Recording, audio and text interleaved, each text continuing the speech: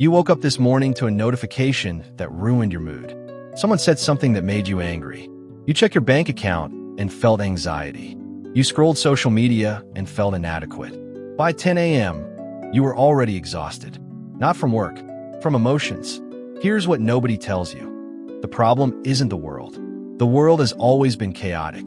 The problem is that you were never taught how to control your internal response to external chaos. You react. You don't respond. And that single distinction is costing you your peace, your focus, and your power. Most people live as emotional slaves. They wake up calm, but the first email destroys them. They feel confident until someone criticizes them. They're happy until they compare themselves to someone else. Their internal state is completely dependent on external conditions, which means they never have real control. The Stoics understood something that modern psychology is only now rediscovering. Emotional control is not a personality trait.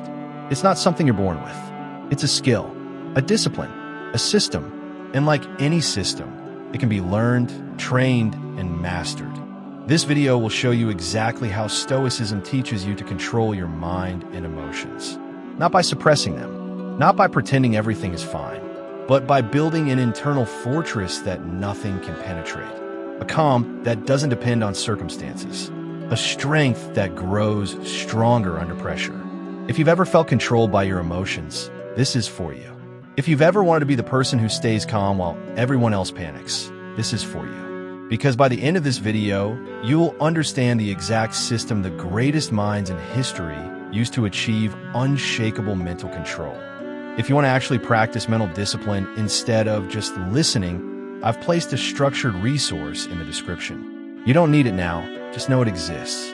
For those who are serious about building the skill, it's there. Now let's begin with the truth most people refuse to accept. Act 1. Why you can't control your emotions. The modern human being is the most emotionally reactive creature in history. And it's not your fault. You were designed by evolution to respond to threats. But you were not designed for the world you live in now.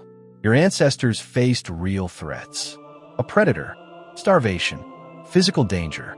Their emotional system was calibrated for survival. Fear meant run. Anger meant fight. These emotions saved lives. But now you experience the same emotional intensity over a text message, over a comment, over someone's opinion about you. Your nervous system can't tell the difference between a lion and a bad email. This is the first problem. Your emotional system is outdated. But the second problem is worse. The modern world has weaponized your emotions. Every app on your phone is designed to trigger you. Notifications are engineered to spike your dopamine. Social media platforms profit from your anger, your envy, your fear. They know that emotional people scroll longer. They know that reactive people engage more. So they feed you a constant stream of content designed to make you feel something. Anything, as long as you keep watching. And you do. You wake up and immediately check your phone. You scroll. You react.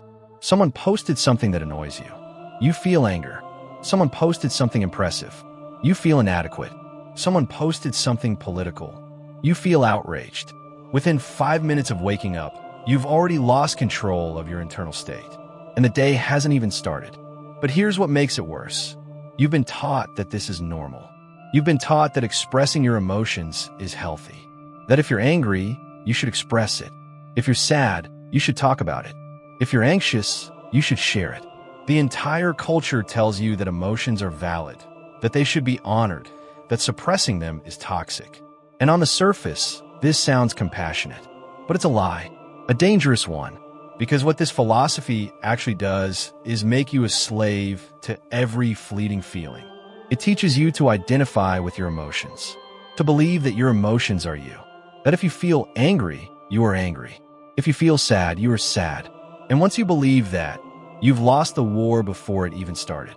The Stoics saw this trap 2,000 years ago. They understood that emotions are not you. They're events that happen within you. There are weather patterns in your mind. Sometimes it rains. Sometimes it's sunny. But you're not the weather. You are the sky. The sky doesn't panic when a storm comes. It simply observes.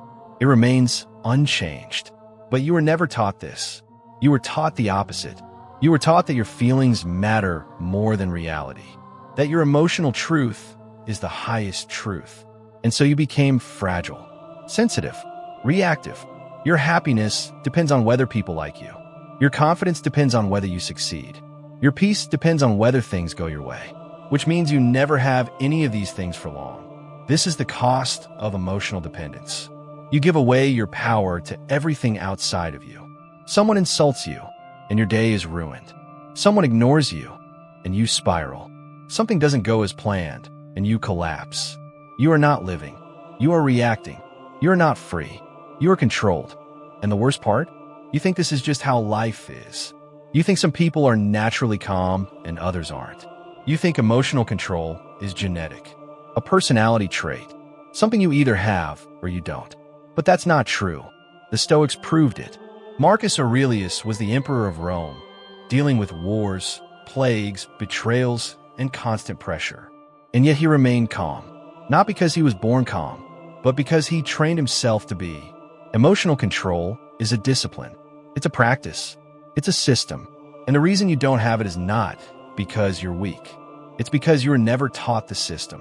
You were taught to feel, to express, to react, but you were never taught to control. That changes now, because Stoicism is not a philosophy of suppression. It's a philosophy of mastery. It doesn't tell you to ignore your emotions. It tells you to stop being controlled by them. It doesn't tell you to be cold. It tells you to be calm. And there's a difference, a massive one. So here's the question. Are you ready to stop being a slave to your emotions? Are you ready to build a mind that nothing can shake? Because if you are, then what comes next will change everything. Act 2. Stoicism as a system. Stoicism is not a collection of inspirational quotes. It's not a mindset. It's not positive thinking. It's a complete operating system for your mind. A framework for how to think, how to respond, and how to remain internally stable no matter what happens externally. And it's built on 4 core principles that, when applied, make emotional control inevitable. The first principle is the dichotomy of control. This is the foundation, the starting point, the idea that changes everything. And it's simple. There are things you control and things you don't. That's it. Your job is to know the difference and act accordingly. What do you control? Your thoughts, your actions, your responses, your effort, your character, your choices. That's it. That's the list.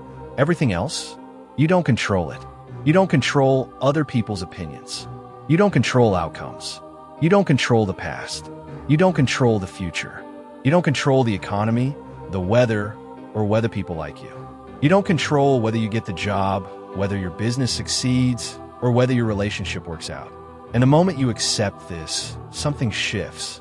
Because most of your suffering comes from trying to control things you can't. You're stressed about an outcome you don't control. You're angry about someone's behavior you can't change. You're anxious about a future you can't predict. You're spending emotional energy on things that are fundamentally outside your power. And that's exhausting. It's maddening. And it's pointless.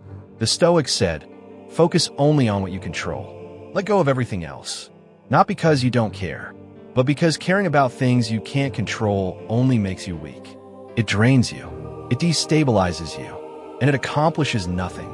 Epictetus, one of the greatest Stoic teachers, was born a slave. He had no control over his circumstances, but he had complete control over his mind. And that made him free. He said, freedom is the only worthy goal in life. It is won by disregarding things that lie beyond our control. This is the first liberation. When you stop trying to control what you can't, you stop suffering unnecessarily. You stop wasting energy. You stop being disappointed by reality, because you're no longer expecting reality to bend to your preferences. You're focused on the one thing you actually have power over, yourself. But here's where most people misunderstand Stoicism. They think it's about not caring, about being emotionless, about suppressing feelings. That's not Stoicism. That's repression. And the Stoics knew the difference. The second principle is emotional distance, not emotional suppression. The Stoics didn't say don't feel anything. They said don't be controlled by what you feel. There's a massive difference. Suppression is ignoring your emotions, pretending they're not there, pushing them down. That doesn't work. It just builds pressure until you explode. Emotional distance is different.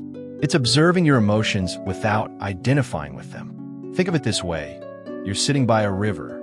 Thoughts and feelings float by like leaves on the water. You see them. You notice them. But you don't jump in. You don't grab them.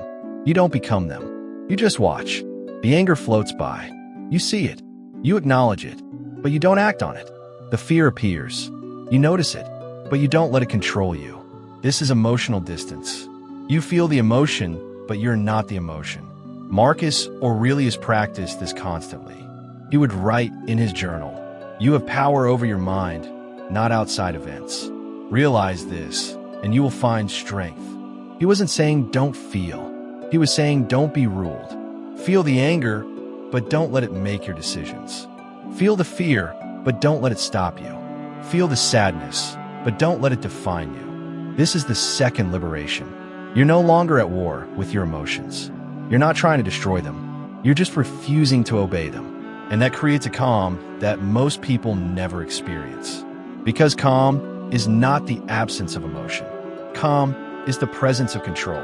The third principle is amor fati, love of fate. This is where Stoicism becomes almost spiritual. Amor fati means accepting everything that happens as if you chose it. Not just tolerating it, not just enduring it, but embracing it, loving it, wanting it. This sounds insane at first. Why would you love suffering? Why would you love hardship? Why would you love things going wrong? Because the Stoics said everything that happens can be used. Every obstacle can be turned into fuel. Every setback can be turned into a lesson. Every hardship can be turned into strength. But only if you accept it. Resistance creates suffering. When something bad happens and you resist it, you suffer twice. Once from the event itself, and once from your resistance to it. But when you accept it, when you even embrace it, the suffering ends. Not because the event disappears, but because you've stopped fighting reality. You've stopped wishing things were different. You've started using what is. Marcus Aurelius wrote, "The impediment to action advances action. What stands in the way becomes the way." This is amor fati in practice. The thing that blocks you is the thing that trains you. The failure that hurts you is the failure that teaches you. The person who betrays you is the person who reveals your strength. Everything is useful if you choose to use it. This is the third liberation. You stop being a victim. You stop waiting for perfect conditions. You stop complaining about how things should be. You start working with what is. And when you do that, you become unstoppable. Because nothing can stop someone who turns every obstacle into an opportunity. The fourth principle is the inner citadel. This is Marcus Aurelius's most powerful metaphor. He said your mind is a fortress, a citadel, and nothing can enter it without your permission. The world can attack. People can insult you. Life can throw chaos at you. But none of it can penetrate your inner fortress unless you open the gate. Think about that. Someone insults you. The insult doesn't hurt you. Your belief that the insult matters is what hurts you. Someone rejects you. The rejection doesn't break you. Your interpretation of the rejection is what breaks you. Something goes wrong. The event doesn't destroy your peace. Your reaction to the event is what destroys it. The Stoics understood that nothing external has power over your internal state unless you give it that power. The citadel is yours. You are the guard. You decide what gets in. And when you realize this, when you truly internalize this, you become invincible. Not because nothing bad happens, but because nothing bad can touch you where you actually live. This is the fourth and final liberation. You are sovereign. You are the ruler of your own mind. And no matter what happens in the world, your inner kingdom remains yours. Understanding this intellectually changes nothing. Practice does. That's why structured training exists and why I linked one below. For those who are serious, it's there. But whether you use it or not, the system remains the same. The dichotomy of control, emotional distance, amor fati, the inner citadel. These are not abstract concepts. They're tools. And now we'll see exactly how to use them. Act 3. How Stoicism trains emotional control. Theory is nothing without application. You can understand Stoicism perfectly and still be controlled by your emotions if you don't practice. So let's take these principles and apply them to the exact situations where you lose control, because that's where the real transformation happens. Scenario 1, you're stressed. Deadlines, pressure, too much to do. Your mind is racing. Your chest is tight. You can feel the anxiety building. This is where most people spiral. They panic. They become paralyzed. They make mistakes. But the Stoic does something different. They pause. The Stoic pause is a trained response. It's a gap you create between stimulus and response. Something stressful happens.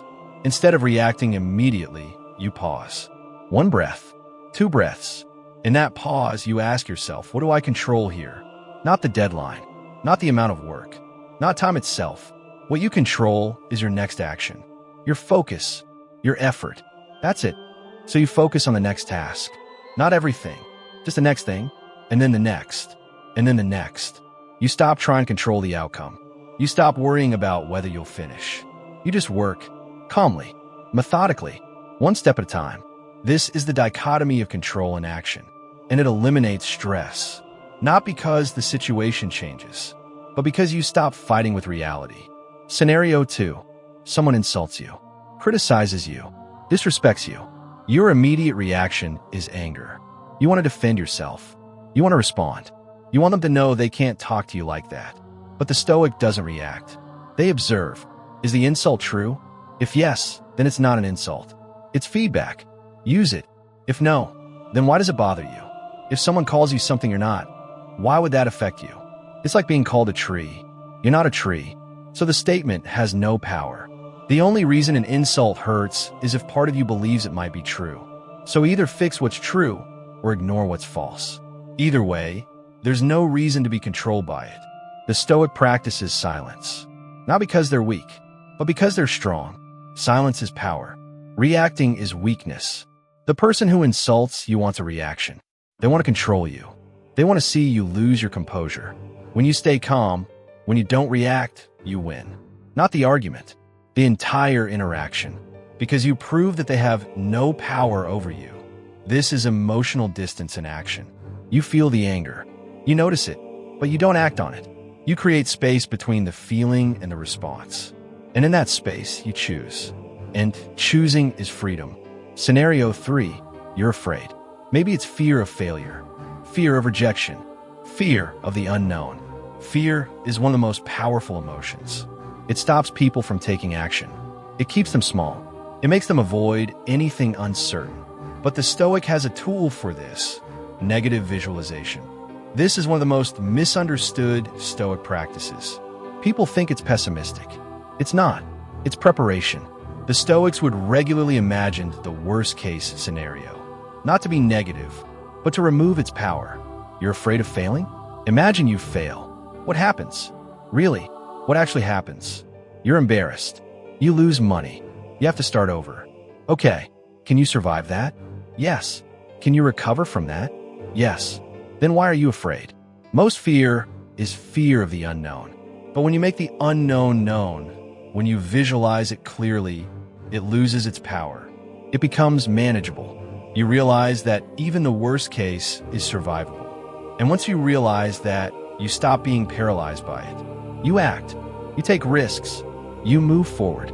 Not because you're not afraid, but because you've already accepted the worst outcome and decided it's worth it anyway. This is a more fatty in action. You don't just accept what happens. You accept what might happen. And that makes you fearless. Scenario 4, chaos. Everything is going wrong. Multiple problems at once.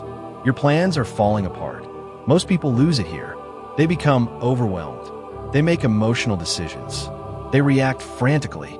But the Stoic becomes even calmer. Because chaos is where training shows. When everything is falling apart, the Stoic focuses on the inner citadel. The external world is chaos. Fine, but the internal world doesn't have to be. You retreat to your mind.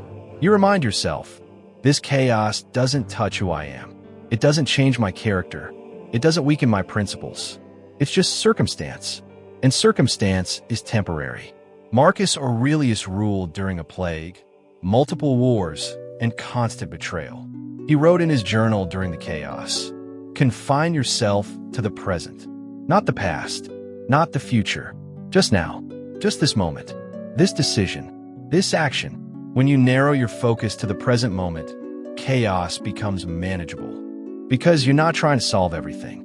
You're just handling now. This is the inner citadel in action. The world can burn.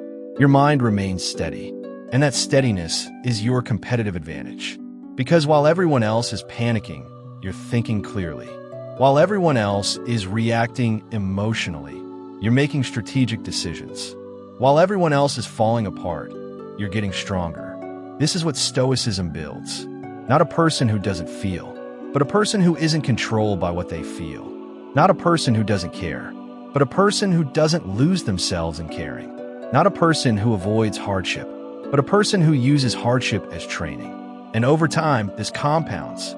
Every situation where you practice control makes the next one easier. Every time you pause instead of react, you strengthen that neural pathway. Every time you choose your response instead of defaulting to emotion, you become more free. This is not a quick fix. This is not a hack. This is training. And training takes time, but the result is permanent. A calm that doesn't depend on circumstances. A strength that grows under pressure. A mind that nothing can shake. Conclusion, the Stoic path. So here's where we are. You now understand that emotional control is not a personality trait. It's a skill. You understand that Stoicism is not a philosophy. It's a system. You understand the 4 principles. The dichotomy of control, emotional distance, amor fati, and the inner citadel. And you understand how to apply them in real situations. But understanding is not enough. Knowledge without practice is useless. You can watch 100 videos on Stoicism and still be controlled by your emotions if you never actually train. And that's the part most people skip. They consume, they learn, they nod along, but they never practice. And then they wonder why nothing changes. The Stoics were different. They didn't just study philosophy. They lived it. Marcus Aurelius wrote his meditations not for publication, but for himself, as daily training, as reminders, as discipline. Epictetus taught his students not to be philosophers, but to be practitioners. He said, "Don't explain your philosophy. Embody it." This is the Stoic path. It's not easy. It's not comfortable. It requires you to go against every instinct you've been taught. It requires you to stop reacting and start responding. It requires you to stop blaming and start accepting. It requires you to stop being a victim and start being sovereign. And most people won't do it. They'll watch this video, feel inspired for a day, and then go right back to being emotionally reactive. But you're not most people. If you were, you wouldn't have watched this far. You're here because part of you knows that there's another way. A better way. A way to live that doesn't depend on whether things go your way. A way to be calm when everyone else panics. A way to be strong when everyone else breaks. That way is Stoicism, and it's available to you right now, today. But it requires a decision, not just intellectual agreement, but commitment. Commitment to practice. Commitment to discipline. Commitment to training your mind the way you would train your body. Because that's what this is, mental training. And just like physical training, it doesn't work unless you do it consistently. The Stoics believed that philosophy was not something you thought about. It was something you did, every day, in every situation. When you woke up, when you faced challenges, when people disappointed you, when things went wrong. This was where philosophy mattered, not in theory, but in practice. So the question is, are you ready to practice? Are you ready to stop consuming ideas and start building discipline? Are you ready to train your mind the way the Stoics trained theirs? Because if you are, then this is just the beginning. If you're tired of being controlled by emotions, stop consuming ideas and start building discipline. The link below is not for everyone, only for those ready to practice. It's a structured system, a training program, a way to actually apply what you've learned here. You don't need it to understand Stoicism, but you do need it to master it. The choice is yours. You can close this video and go back to your life, or you can make a different choice. The choice the Stoics made. The choice to take responsibility for your mind, to train it, to master it, to become someone who cannot be shaken. The world will not change. It will still be chaotic. People will still disappoint you. Things will still go wrong. But you You can change. You can become calm in the chaos, strong in the storm, free in the constraints. That's the promise of Stoicism. Not that life becomes easy, but that you become unbreakable. And that starts now, not tomorrow, not when conditions are perfect. Now, with the next decision you make, the next reaction you choose to control, the next moment you practice. Because that's all this is. A series of moments, a series of choices, a series of practices. And over time, those practices become who you are. This is the Stoic path. It's waiting for you.